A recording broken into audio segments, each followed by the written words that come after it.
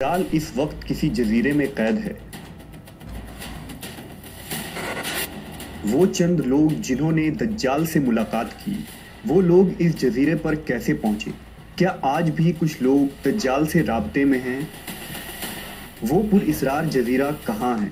आज Google map में ये जजीरा दिखाई क्यों नहीं देता?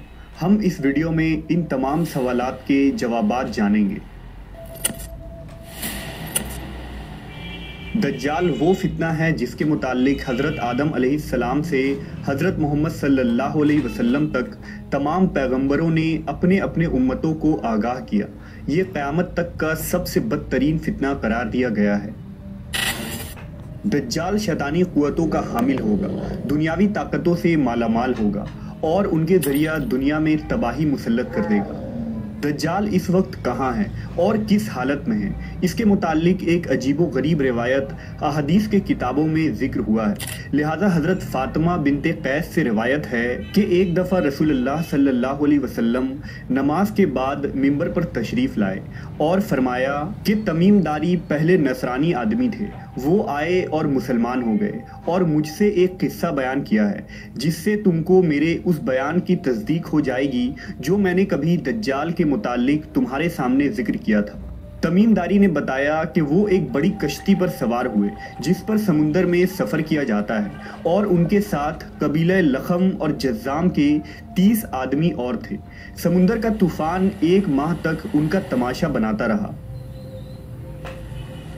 आखिरकार समुद्री सफ़र के दौरान मगरिब के जानिब एक जजीरे पर उनकी नज़र पड़ी जिसको देखकर वो बहुत मसरूर हुए और छोटी कश्तियों में बैठकर उस जजीरे पर उतर गए। जब वो उस जजीरे पर गए तो उन्हें जानवर की शक्ल का एक चीज नजर आया जिसके सारे जिस्म पर बाल ही बाल थे। लोगों ने उससे कहा, कमबख्त तू क्या बला है? वो बोला, मैं दज्जाल का जस्सासा यानी जासूस हूँ। उस गिरजे में चलो, वहाँ एक शख्स है जिसको तुम्हारा बड़ा इंतजार है। हम लपक कर उस गिरजे में पहुंचे तो हमने एक बड़ा कवि हैकल शख्स देखा कि उससे कबल हमने वैसा कोई शख्स नहीं देखा था।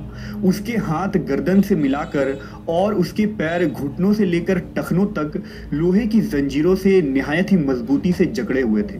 हमने उससे कहा, तेरा नास हो, तू कौन है? वो बोला, तुमको मेरा पता लग ही गया, अब तुम बताओ तुम कौन लोग हो? उन्होंने कहा, हम अरब के बाशिंदे हैं। हम एक बड़ी कश्ती में सफ़र कर रहे थे। समुंदर में तूफान आया और 1 माह तक रहा। इसके बाद हम इस जजीरे में आ गए। उसने कहा, मुझे ये बता कि बैसान के खजूरों में फल आता है या नहीं? हमने कहा, हाँ आता है। उसने कहा, वो वक्त करीब है जब उसमें फल ना आएंगे। फिर उसने पूछा, अच्छा बहर तिब्रिया के मुतालिक बताओ, उसमें पानी है या नहीं? हमने कहा, बहुत है। उसने कहा, वो ज़माना करीब है जबकि उसमें पानी ना रहेगा। फिर उसने पूछा, ज़गर के चश्मे के मुतालिक बताओ, उसमें पानी है या नहीं? और क्या उस बस्ती वाले उसके पानी से खेतों को सैराब करते हैं? हमने कहा, उसमें बहुत पानी है और लोग उसके पानी से खेतों को सैराब करते हैं। फिर उसने कहा, अच्छा नबी उम्मी का कुछ हाल सुना? हमने कहा, वो मक्का से हिजरत करके मदीना तशरीफ़ ले गए हैं। उसने पूछा, क्या अरब के लोगों ने उसके साथ जंग की है? हमने कहा, हाँ। उसने पूछा, अच्छा फिर क्या नतीजा रहा? हमने बताया कि वो अपने गिरदो नवाह पर गालिब आ चुके हैं और लोग उनकी इताअत कबूल कर चुके हैं। उसने कहा, सुन लो कि अरबों के हक़ में यही बेहतर था कि वो उनकी इताअत कर लें। और अब मैं तुमको अपने मुतालिक बताता हूँ, मैं मसीह दज्जाल हूँ और वो वक्त करीब है जबकि मुझको यहाँ से बाहर निकलने की इजाज़त मिल जाएगी। मैं बाहर निकलकर तमाम ज़मीन पर घूमूंगा। 40 दिन के अंदर अंदर कोई बस्ती ऐसी न रहेगी जिसमें मैं दाखिल ना होऊंगा, सिवाय मक्का और मदीना के। उन दोनों मकामात में मेरा दाखिला ममनू है। नबी सल्लल्लाहु अलैहि वसल्लम ने अपना असा मुबारक मिंबर पर मार कर फरमाया, ये तैयबा है, ये तैयबा है। मैं तुमको यही बताया करता था। जान लो कि दज्जाल न शाम के समुंदर में है और ना ही यमन के समुंदर में, बल्कि वो मशरिक में है। और नबी सल्लल्लाहु अलैहि वसल्लम ने मशरिक की तरफ हाथ से इशारा फरमाया।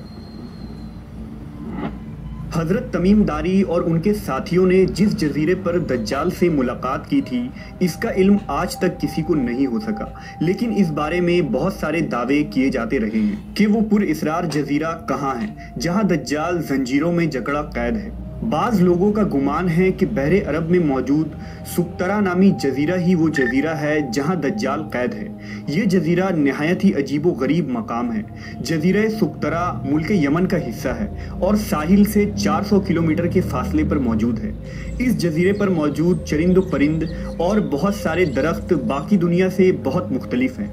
ڈریگن بلڈ ٹری نامی عجیب و غریب درخت بھی اسی جزیرے میں اگتا ہے، جس کے تنے سے سرخ رنگ کا عرق نکلتا ہے اور ایسا لگتا ہے جیسے اس درخت سے خون بہہ رہا ہو۔ اس کے علاوہ بھی اس جزیرے میں حیران کر دینے والے 700 اقسام کے درخت اور مخلوقات پائے جاتے ہیں۔ اس جزیرے پر ایک پہاڑ بھی موجود ہے جہاں ایک مشہور غار الحوق ہے جو 3 کلومیٹر طویل ہے۔ اتنا بڑا غار پورے مشرق وسطیٰ میں کہیں موجود نہیں ہے۔ جیسا کہ حدیث میں ذکر ہے کہ دجال کا ظہور مشرق سے ہوگا اور ایسی جگہ پر ہوگا جہاں سے وہ مشرق وسطیٰ کو متاثر کر سکے گا، لہذا ان تمام نشانیوں کی وجہ سے لوگ اس جزیرے کو دجال کا جزیرہ قرار دیتے ہیں۔ جبکہ کچھ لوگ بحر اوقیانوس یعنی اٹلانٹک اوشن میں موجود برمودا ٹرائنگل کو ہی دجال کا جزیرہ قرار دیتے ہیں۔ یہ وہ علاقہ ہے جہاں کمپس کام کرنا بند کر دیتے ہیں، وہاں جانے والے جہاز اور کشتیاں بھی واپس نہیں آتے اور یہاں بہت سارے حادثات رونما ہو چکے ہیں۔ برمودا ٹرائنگل میں پیرا نارمل یعنی جنوں اور بھوتوں سے متعلق واقعات پیش آتے رہتے ہیں۔ اس علاقے میں اکثر سمندری طوفان آتے ہیں اور اونچی اونچی سمندری لہریں چلتی ہیں۔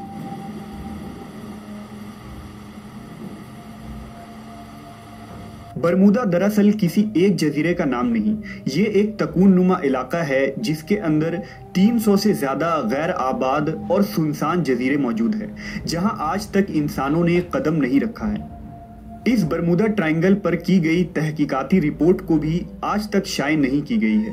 یوں لگتا ہے کہ دنیا کی حکومتوں کو اس کی اجازت نہیں۔ مشہور مصری محقق داؤد عیسیٰ کے مطابق برمودا تکون کا ایک بڑا حصہ دجال کے زیر استعمال ہے۔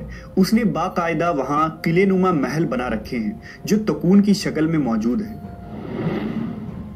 تاریخ میں دجال کے جزیرے کے متعلق ایک مشہور دعویٰ عثمانی امیر البحر اور جغرافیہ داں پیری رئیس کا ہے، جس نے خلافت عثمانیہ کے دور میں دنیا کا ایک نقشہ تیار کیا تھا۔ اس نقشے کو اگر ہم دیکھیں تو اس میں ایک پر اسرار مقام کی نشاندہی کی گئی ہے، جہاں اس نے ایک عجیب مخلوق کی تصویر بھی دکھائی ہے جو آدھا انسان اور آدھے جانور کی طرح نظر آتا ہے، جسے لوگوں نے دجال قرار دیا ہے۔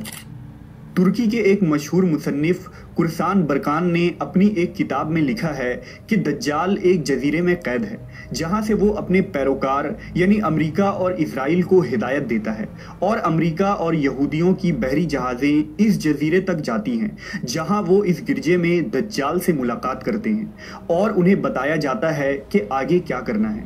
لیکن یہ معلومات اتنی خفیہ ہوتی ہے کہ آج تک کوئی بھی یہ نہیں جان پایا کہ یہ جزیرہ کہاں موجود ہے۔ برکان نے لکھا کہ وہ جزیرہ برمودا تکون میں ہی ہے، کیونکہ برمودا ٹرائنگل میں ایک ایسا جزیرہ موجود ہے جہاں ایک بڑا گرجا پایا جاتا ہے اور جہاں کسی کو بھی جانے کی اجازت نہیں ہے، اور اگر کوئی وہاں داخل ہونا چاہے تو وہ وہاں سے واپس نہیں آ سکتا۔ یہ جزیرہ کوئی عام جزیرہ نہیں، یہی وجہ ہے کہ گوگل میپ میں اس جزیرے کی لوکیشن نہیں ملتی ہے۔ نیز کئی لوگوں نے یہ دیکھنے کا دعویٰ بھی کیا ہے کہ اس جزیرے میں امریکی بحری بیڑے داخل ہوتے ہیں۔ عیسیٰ داؤد نے اپنی کتاب میں لکھا ہے کہ دجال زمانہ قدیم سے بحر الکاہل کے ان غیر آباد اور ویران جزیروں میں رہتا تھا، اور حضور صلی اللہ علیہ وسلم کے وصال تک وہ بیڑیوں میں جکڑا ہوا تھا، مگر آپ صلی اللہ علیہ وسلم کے وفات کے بعد اس کی بیڑیاں ٹوٹ گئیں اور وہ آزاد ہو گیا، مگر اسے خروج کی اجازت نہیں، لہٰذا اب وہ برمودا ٹرائنگل کے قریب ویران جزیروں میں رہتا ہے اور وہاں سے اپنی دجالی قوتوں اور پیروکاروں کے ذریعہ خروج کی تیاریاں کر رہا ہے۔ یہ جزیرہ بنیادی طور پر دجال کا ہیڈ کوارٹر ہے، جہاں سے وہ تمام تدابیر کرتا ہے اور شر پھیلاتا ہے۔ اب ان جزیروں میں دجال کا جزیرہ کون سا ہے، اس کا صحیح علم صرف اللہ تبارک و تعالیٰ کو ہی ہے، اور اپنے مقررہ وقت پر اللہ کے حکم سے دجال ان جزیروں سے نکل کر انسانی آبادی کی طرف آ جائے گا، جو ہمارے لیے ایک آزمائش اور فتنہ ثابت ہوگی، جس فتنے سے بچنے کے لیے نبی آخر الزماں حضرت محمد صلی اللہ علیہ وسلم نے ہمیں راہ دکھایا ہے۔